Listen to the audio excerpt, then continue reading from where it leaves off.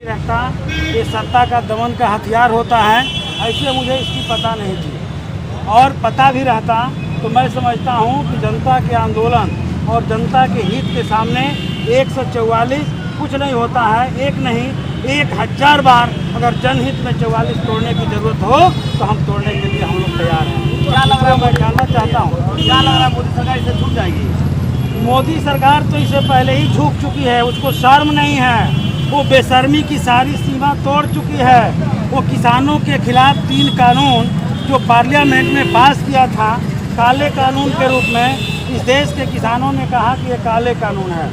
जब तक हम इस कानून को वापस नहीं करवाएंगे तब तक हम दिल्ली से घर नहीं लौटेंगे। इस सरकार को झुकना पड़ा कि नहीं झुकना पड़ा? ये सरकार जो है घुटना टेक किया।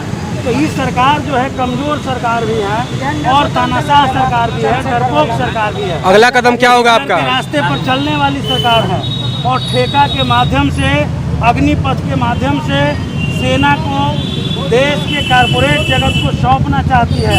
मैं तो यहाँ तक कह रहा हूँ कि इसके पीछे उसके अंदर जो 2 विज़न है, एक विज़न है कि इसके जरिए हम आरएसएस के कैडर तैयार करें और देश की जनता जो लड़ने के लिए अपने सवालों पर, रोजगार के सवाल पर, शिक्षा के सवाल पर, रोजी रोटी के सवाल पर, महंगाई के खिलाफ सड़कों पर आएगी तो उन सैनिकों का इस्तेमाल करें।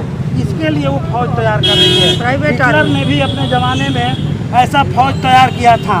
दूसरी बात यह है कि हिंदुस्तान के नौजवान जो एक सपना देख रहे हैं, बड़ी संख्या में 3 बजे भोर में उठ करके रोज़ दौड़ करके 5 साल तैयारी करके नौकरी का जो सपना देखते हैं, वो जो है सपना को भी उन्होंने तोड़ने का काम किया है, उसके साथ घात करने का काम किया है।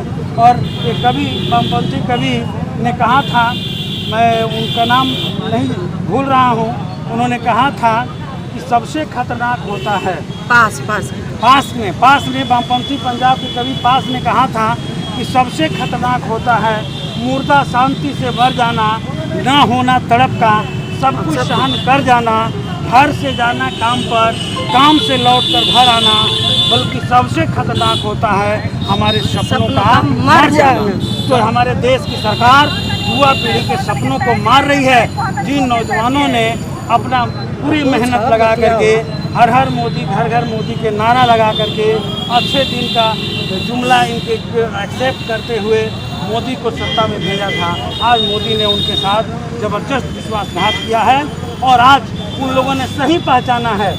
आज हम देख रहे हैं कि आंदोलन की दिशा बिल्कुल सही है।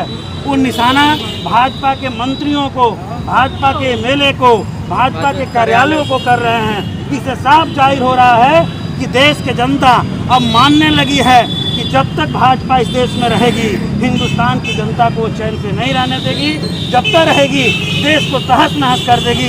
देश के सारे संस्थानों का अपने विरोधियों के खिलाफ इस्तेमाल करके लोकतंत्र के खात्मा कर देगी। इसलिए लोकतंत्र, संविधान, जमहूरियत बचाने के लिए, जो कुछ भी आज़ादी है उसे बचाने के लिए हिंदुस्तान के नौजवानों को एक बार लड़ना पड़ेगा, किसान मजदूरों को एकजुट होकर लड़ना पड़ेगा।